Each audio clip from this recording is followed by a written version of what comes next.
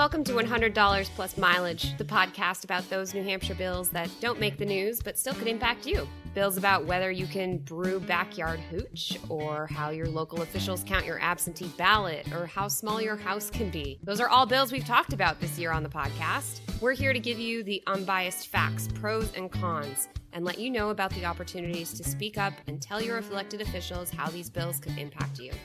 I'm Anna Brown, Director of Research and Analysis for Citizens Count. And I'm Mike Dunbar, Content Editor for Citizens Count. Mike, now that we're close to the end of the legislative session, there's fewer really quirky, lesser-known bills for us to talk about. And today we have another issue that I don't think is necessarily what I'd say lesser known, because we're talking about PFAS. Right, yes. Referred to as PFOA or PFCs, or of course their full name, ready for this, perfluoroalkyl and polyfluoroalkyl substances. And yes, I had to practice saying that before we got started. And also, yes, please send in your corrections to Mike Dunbar, because yeah. I don't even know if it's right. I was just trying to, phonetically say it. It's PFAS. It's Everyone not just easy. seems, we call them PFAS, Right. And we also call them forever chemicals because they don't break down in the environment or our bodies. Exactly, but makes great nonstick pans. So I hear PFAS was used for decades in Teflon pans, Gore-Tex jackets, some carpets, firefighting foam, all sorts of other weird products. And the question we're talking about today is, how long do people have to file a lawsuit if they discover they were harmed by PFAS? HB 236 would double the time from 3 years to 6 years. Right. So first, let's give our listeners a little more background on PFAS. So you said that PFAS don't really break down in the environment or our bodies. So let's talk about what that means. Actually, quick question. You're our editor at Citizens Count. PFAS stands for polyfluoroalkyl substances, I think. So if it's plural, is it I was PFAS thinking about is that. Or PFAS are?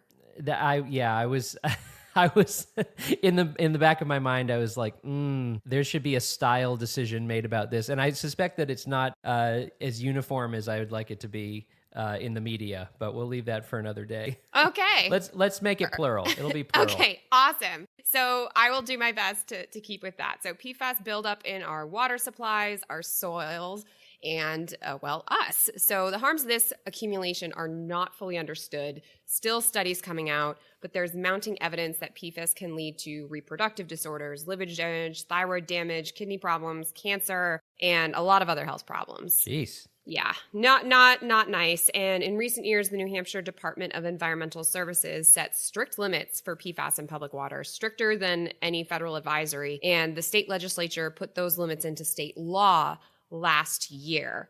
So this is all happening amidst a backdrop of significant PFAS contamination at a few sites in New Hampshire. Notably, you've probably heard about St. Gobain Performance Plastics in Merrimack and the Pease Trade Port in Portsmouth. Right, and I believe there's some speculation about PFAS pollution on the seacoast maybe contributing to childhood cancer cluster. Isn't that right? Yeah. And once again, nothing really definitive, but, we got some major contamination, and there's various lawsuits and bills to determine who should pay for blood testing and medical bills, bottled water replacement, new water treatments, so on and so forth. HB 236, the bill we're talking about today, is just one small piece of that puzzle. So it looks to double the statute of limitations for PFAS lawsuits. Right. So statute of limitations, basically the time limit you have to file a lawsuit. As I understand it, current state law has a general 3-year statute of limitations for all personal injury lawsuits. Correct. And so it also applies to PFAS-related lawsuits. Right. So now is that 3 years from the time of contamination or? 3 years from the time a person discovers they were harmed and also links that harm to PFAS contamination. So even if a company polluted a well with PFAS 2 decades ago, if a person gets cancer, gets their blood and their well tested for PFAS, they realize that, oh my gosh, this PFAS contamination is killing me. At that moment, the 3-year clock starts ticking for them to file a lawsuit. Gotcha. So HB 236 would double that from 3 years to 6 years, but just for lawsuits related to PFAS. Correct. So now we can jump into the pro and con arguments. Supporters argue that the state needs to give residents more time to sue because the harms of PFAS can take years to manifest and still are not fully understood. And I want to read a quote from the bill hearing, and I will warn you now, it's quite a long quote, but I think it really encapsulates this pro-argument. So this was from Rep. Suzanne Vale, a bill sponsor, and she said, "We need more time to calculate the scope of the harm that has been done to townspeople and to address the impact on specific vulnerable groups, such as elderly, children, pregnant women, and women who are nursing. This is particularly important because of the latency of illness onset. We need to identify victims and get a sense of the scope of the problem in all of New Hampshire. We need to protect municipalities from bearing the cost of the health effects of industrial pollution. And we need to delineate a true zone of contamination defined by a perimeter of wells that are clear of the toxic levels of PFAS within the current allowable maximum contaminant levels that we're working with right now. We need to provide vital education to citizens and medical providers." Yeah, that's interesting. I guess it sort of speaks to the sort of obvious critique of why should it take you 3 years to file a lawsuit if you know at year one that you've been impacted by this. But it really speaks to the fact that we're still figuring out what the impact is, right? Absolutely.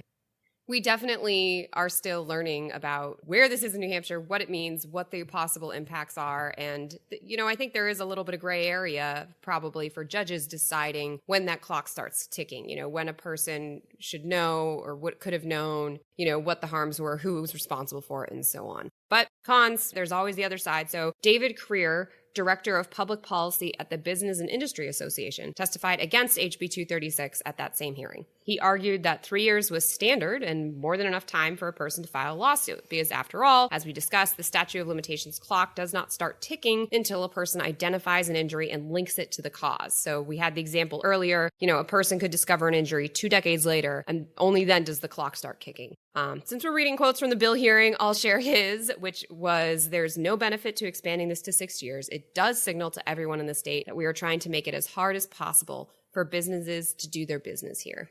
So when HB 236 first went through the House, some representatives also questioned whether PFAS should be singled out in the state law. The concern is that we could end up with this confusing patchwork of different time limits for different chemicals or pollution, and just hard for victims to even know where to begin, right? It's true that 6 years is a little arbitrary for the PFAS problem. Like, why not 5 years or 10 years or 2 years? Or why any years at all? Why not just eliminate the statute of limitations altogether? Should there even be a time limit on justice? That argument did come up at the bill hearing, and similar arguments are made when debating the statute of limitation for sexual assault and other crimes, because, it's like, why, if this wrong was done, why do we just say, oh, nope, you're too late? The problem is, of course, over time, evidence is lost and memories fade. So statutes of limitation in general ensure that justice is prompt and supported by evidence. Right. So how are other states addressing this?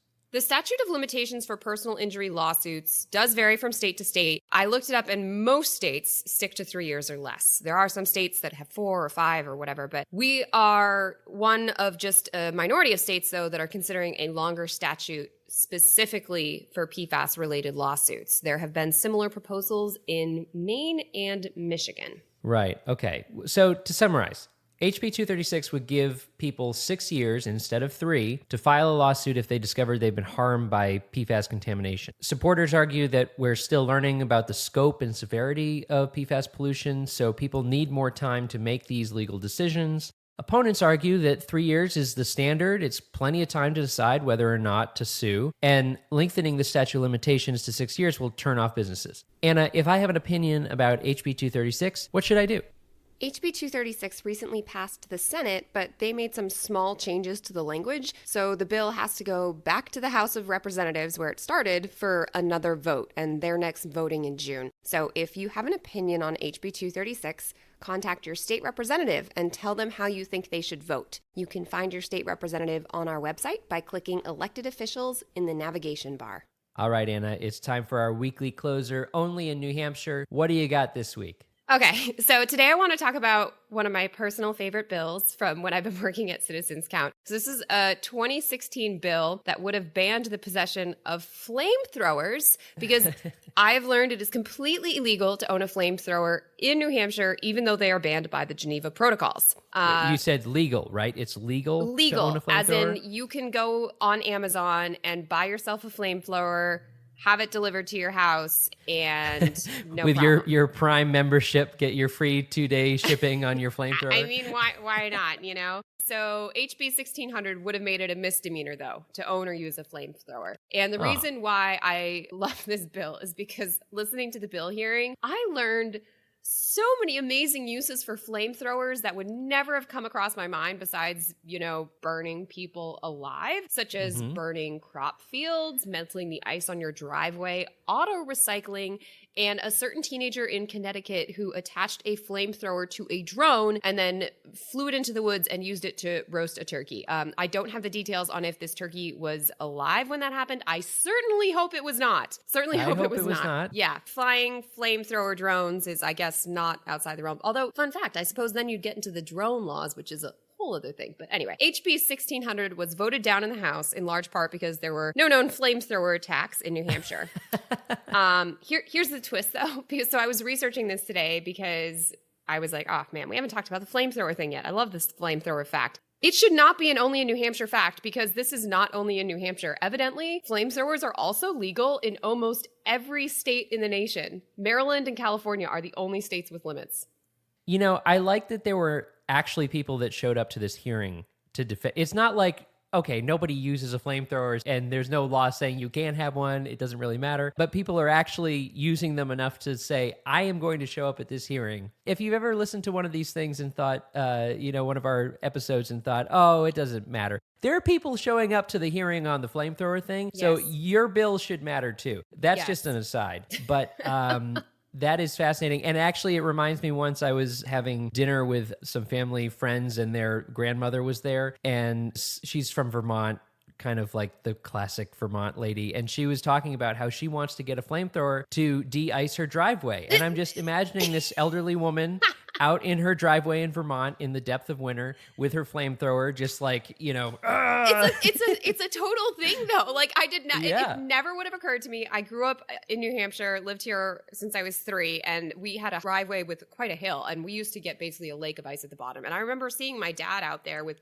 basically a pickaxe, just trying to get some of this ice gone. And so, like, it never occurred to him to use a flamethrower, I guess. And honestly, I sounds very efficient. Like, I feel like going back in time, I totally would have handed my poor father a flamethrower and been like, you know what, dude? Let's make this easier for you. Right. For efficiency's sake. I mean, or, you know, in case of the zombie apocalypse, I guess. That's right. Yeah. Double purpose. All right. Well, that wraps up our episode for today. You can find more information and episodes at citizenscount.org. We'd also like to thank Franklin Pierce University for producing and the Granite State News Collaborative for hosting. Our theme music is composed by Mike Dunbar. And lastly, we thank you for giving us a listen and thinking about how you can be a part of what makes New Hampshire by the people, for the people.